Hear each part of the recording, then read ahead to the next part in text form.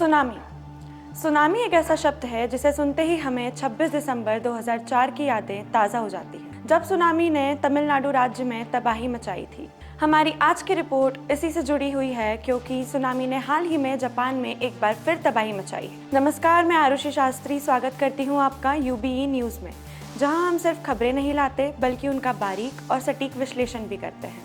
मध्य Japan के पश्चिमी तट पर इशिकावा प्रांत के नोटो प्रायद्वीप के पास सोमवार 1 जनवरी को स्थानीय समय अनुसार शाम 4:10 पर 7.6 तीव्रता का शक्तिशाली भूकंप आया, जिसके चलते कई घर ढह गए, कई जगह सड़कें टूट गई और तटीय इलाकों में सुनामी की चेतावनी जारी की गई। हालांकि अब बड़ी सुनामी चेतावनी को डाउनग्रेड करके सुनामी चेतावनी कर दिया गया है।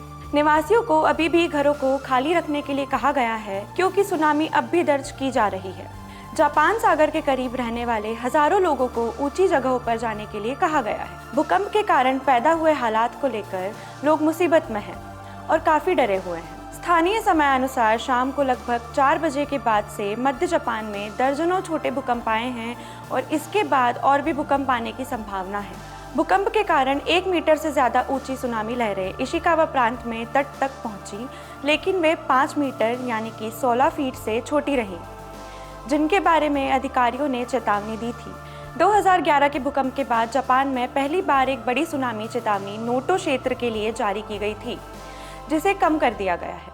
मार्च 2011 में 15 मीटर की सुनामी ने जापान के उत्तर पूर्वी तट पर बड़े पैमाने पर तबाही मचाई थी, जिसमें 18,000 से ज़्यादा लोग मारे गए थे।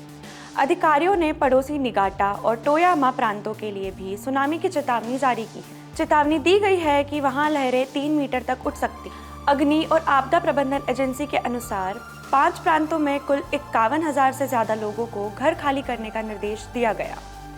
रक्षा मंत्रालय ने कहा कि करीब 1,000 निवासियों और अन्य लोगों को वाजिमा में air self defence force base (SDF) पर पहुंचाया गया और एसडीएफ कंबल, पानी और भोजन वितरित करके स्थिति से निपट रहा है। विशेषज्ञों का मानना है कि सुनामी का बड़ा खतरा अब कम हो गया है, क्योंकि शुरुआती भूकंप के बाद समय के साथ जोखिम कम हो जाता है।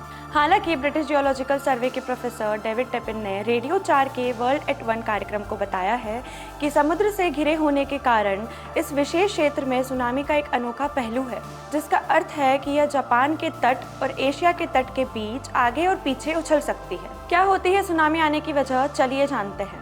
अधिकांश लहरें समुद्र की सतह पर चलने वाली हवा द्वारा उत्पन्न होती हैं। यह ऊर्जा को स्थानांतरित करती हैं और पानी को विस्थापित करती हैं। यह प्रक्रिया लहरें बनाती है जो आप हर दिन समुद्र तट पर देखते हैं। सुनामी की लहरें एक पूरी तरह से अलग तंत्र द्वारा बनाई जाती हैं। जब पानी के भीतर भूकंप, ज्वालामुखी, विस्फोट या भूस्खलन पानी की एक बड़ी मात्रा को विस्थापित करता है, तो उस ऊर्जा को कहीं जाना होता है।